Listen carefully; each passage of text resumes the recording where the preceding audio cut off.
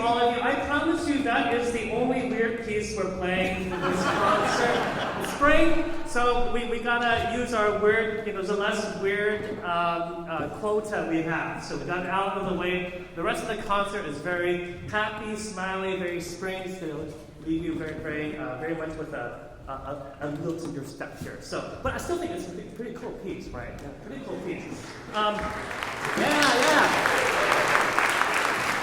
And I should say, it's not an easy piece, by the way. This probably is one of the more challenging of the concert. Well, welcome to our season finale. I entitled this concert An American Welcome, because we're celebrating the 250th anniversary of the nation. Now, clearly, it's kind of a complicated time if you look at what's, you watch any news, if you're not under a rock and stuff, right?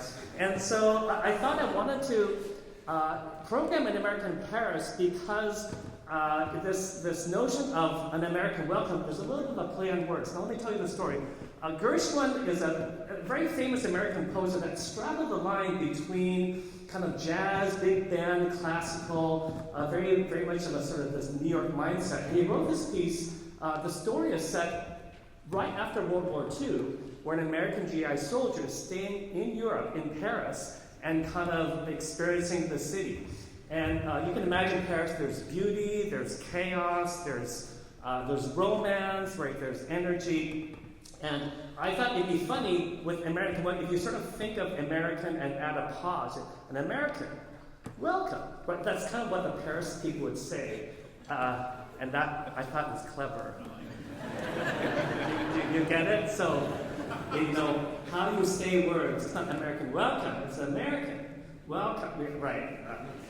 So anyway, that's why I titled. Okay, I thought it was very clever. Okay, I'm clearly not the best, but I want to, in line with this notion of having this be a big band, there's actually unique instruments, and as you hear the chaos of Paris, the romance, you can hear all these different melodies flowing in and out, which I think is really emblematic of Paris as you've been there. And there's some really interesting instruments that are unique to this piece. In particular, I'm going to call out a couple. One is we have 3 saxophones here. Could you stand?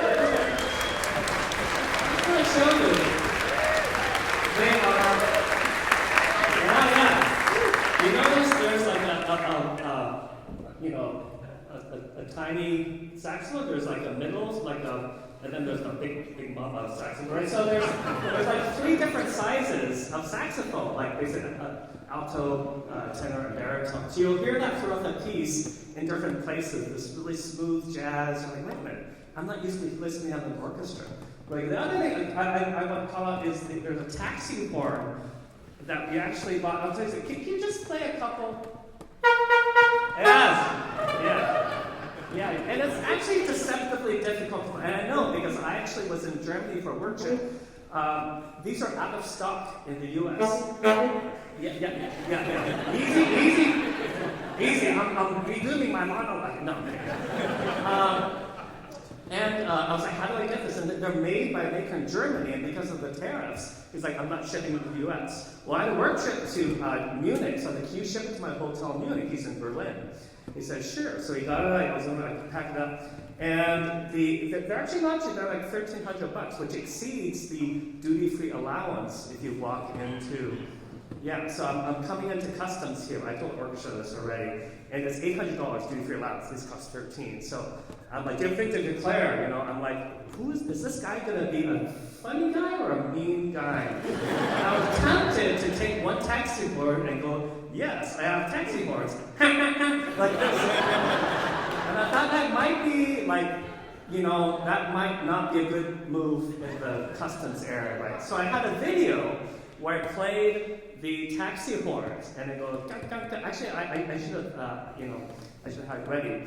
But I played each taxi horn in my hotel room, and the guy goes, and as I was playing before, he started honking along. So, okay, you can go through.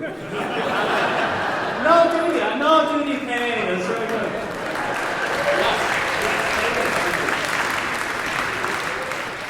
The other thing I want to mention about these taxi horns, I know I'm talking about taxi horns. These are actually not the taxi horns you might have heard in common recordings. And that's because the original taxi horns were sort of sequential in notes, A, B, C, D. People thought that the note markings in the parts indicated note markings of the tone. It turns out they found a photo of the original performance, and the taxi horns were not in that increment. One taxi horn is really low. Could you play the low one? Just is it broken?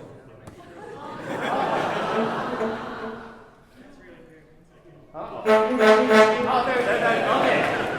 Well, lucky we did a test there. Yeah, so that's actually a new set of taxis only discovered out of the last 10 years. This is the original taxi horn tuning, which is a lot more chaotic than it is melodic. And I should say that big one made it difficult to carry on the airplane. I was only doing carry on, so a lot of work to bring these taxi horns back. So anyway, I hope you enjoy American in Paris. Yeah.